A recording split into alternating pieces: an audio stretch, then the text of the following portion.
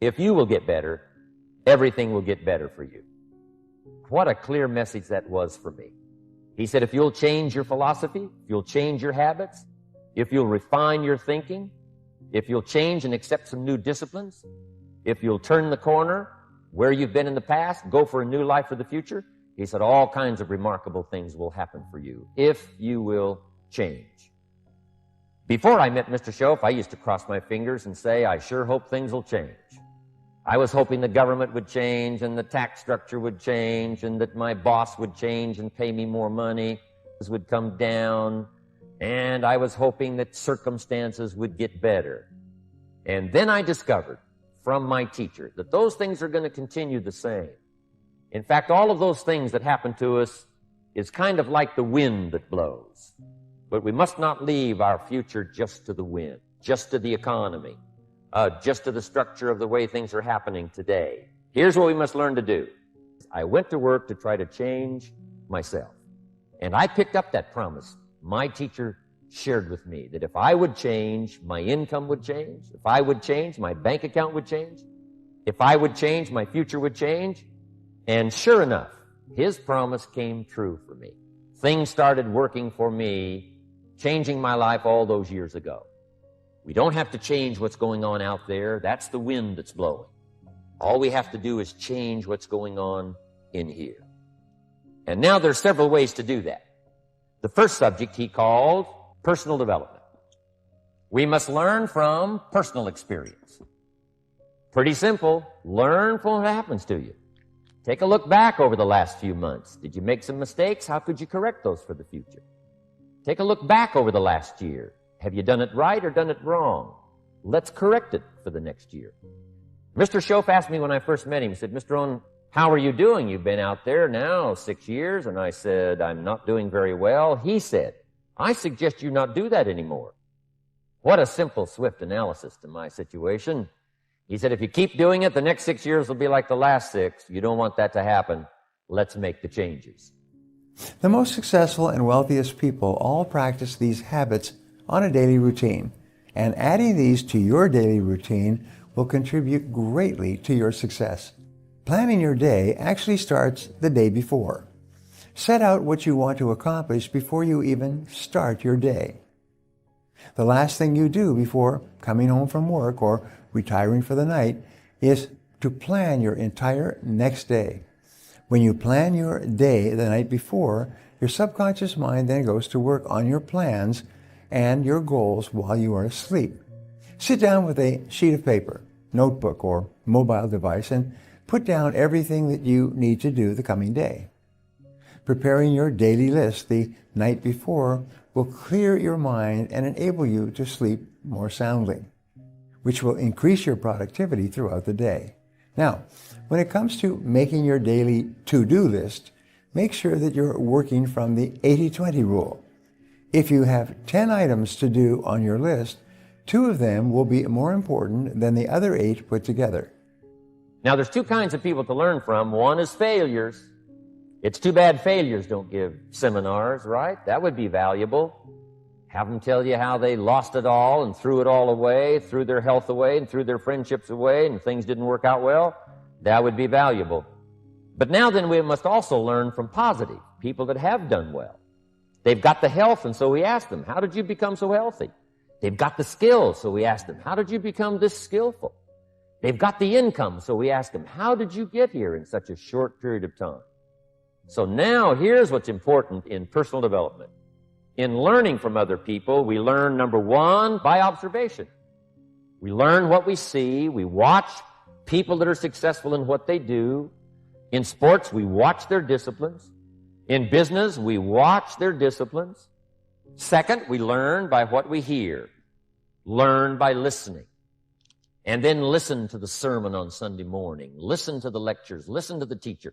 Listen to someone who's got something good to say. And then number 3 is vitally important on personal development, and that is read all the books you can possibly read in your lifetime. Mr. Shoaff got me started on my library. I've got one of the better libraries. And then I started keeping a journal. One of the major things my teacher taught me was to keep a journal.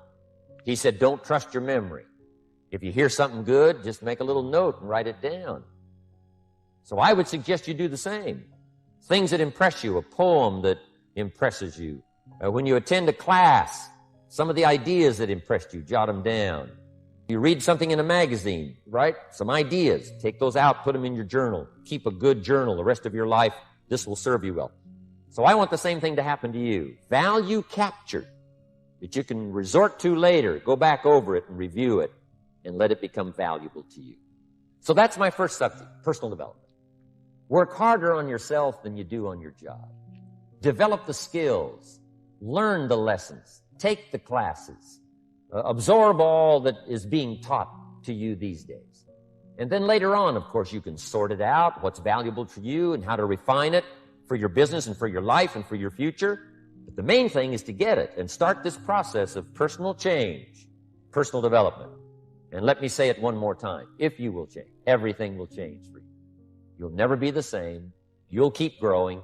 As you look back on a few months, look back on a few years, you won't believe the progress you can make. Economically, your relationship with your family, your friends, telling you that whole process of committing yourself for personal change, personal value, can really make your life unique and worthwhile. Every single study in productivity shows that you will be far more productive in the 5 or 6 days that you work if you take 1 or 2 days off completely than you ever would be if you worked straight through for 7 days. The same applies on a smaller scale in the hours of your day. Taking a small break will clear your head and should give you some fresh thoughts to sharpen your focus. However, don't get too comfortable taking too many breaks or welcoming distractions. Most people spend 50% of their time doing non-work related activities while they're at work. Break the time-wasting habits of browsing social media, checking email, taking long lunch breaks, and chatting with coworkers. Time is your scarcest resource. You must work smarter to preserve it in every way possible, and eliminating these time wasters will improve your time management skills and your quality of life. Look at every request for your time as time being taken away from the amount of time that you have to work and the time that you have left on earth. Since we cannot change the circumstances, but we can change ourselves. We can change what we do. And then he gave me another secret to success when he said, what you have at the moment, Mr. ROHN, you've attracted by the person you've become. What you have at the moment, you've attracted by the person you've become. Few little simple principles here. Once you understand these, it starts to explain so much. Now, sometimes it's a little tough to take, blaming yourself instead of the marketplace. Taking responsibility instead of putting it off on someone else. That transition sometimes is a challenging mission. And this one was a little tough for me. He said, Mr. ROHN, you've got pennies in your pocket, you've got nothing in the bank, the creditors are calling, you're behind on your promises. And he says, here's how that occurs. You've attracted, up until now, you've attracted the things to you because of the person you've become. Shoaff said, here's the secret, Mr. ROHN. Learn to work harder on yourself than you do on your job. Once I got that, it turned my life around. Learn to work harder on yourself than you do on your job. He said, if you work hard on your job, you'll make a living. If you work hard on yourself, you can make a fortune. If you would have known me at age 25, you would have said, Jim Rohn's a hard worker. If you'd have known me, you'd have said that. I'm the guy, I don't mind coming a little bit early, staying a little bit late. I don't mind that. You'd have said, well, Jim Rohn's a hard worker. You say, well, how come he's got pennies in his pocket and nothing in the bank and behind on his promises? Well, I was a hard worker, but I was working hard on my job, not on myself. I'm telling you, if you'll learn that simple little principle and start the process today, latest tomorrow, give you tonight to think it over, and start this whole process of personal development, work on yourself, make yourself more valuable to the marketplace. I'm telling you, you can so dynamically change your income And economics is the least of the values that you can start earning in terms of equity if you'll start working harder on yourself than you do on your job. Let the miracle of everything that's available work for you, and start working on the inside. Work on your philosophy. Work on your attitude. Work on your personality. Work on your language. Work on the gift of communication. Work on all of your abilities. And if you'll start making those personal changes, I'm telling you, everything will change. Spend your time like money. Even when you're not at work, your time is at least equal to an hourly rate. If a person or activity is asking you to donate your time, ask yourself, how important is this task to me? And how much of my time and money am I willing to donate to it? If it's not important enough, you must discipline yourself not to do it. Just say no. You want to give any time to your priorities and the top 20% of your tasks first. Say no to requests for your time that don't move you forward or are not of high value. Ultimately, your top goal every day should be to get the highest return on your investment of mental, emotional, and physical energy. That's the key to working smarter. Success is something you attract by the person you become. Success is not something you pursue, chase, run after. Success is something you've developed, something you become. You attract success. So the whole key to unlock all the treasures, whether it's economic treasures or spiritual treasures, financial, social, personal, every way you can possibly think of, is by your own personal development. And then he added one more, which is so important, and it's probably worth the price of the seminar. Here it is. What you become is much more valuable than what you get. What you become is much more valuable than what you get. The major question to ask on the job is not what am I getting here? The major question to ask on the job is what am I becoming here? Not what am I getting, what am I becoming? So it's very important what you become. Because what you become attracts. If you become cynical, you attract cynicism. What you become attracts. So this whole subject of personal development was so vitally important to me. It changed my life. I was a millionaire by age 31. And that was just the economic part of it. It took me 6 years from age 25 to age 31. It was unbelievable. Now, if you're excited and you're ready to change, let me give you 3 steps to start life change that can change your life, your personality, your lifestyle, everything can change. Here's the steps. Number 1, find out how things work. The first key to doing better is find out. To change your life, really, you need ideas. There isn't anything an idea can't change. And Schoff taught me the major problem is lack of an idea, not a problem.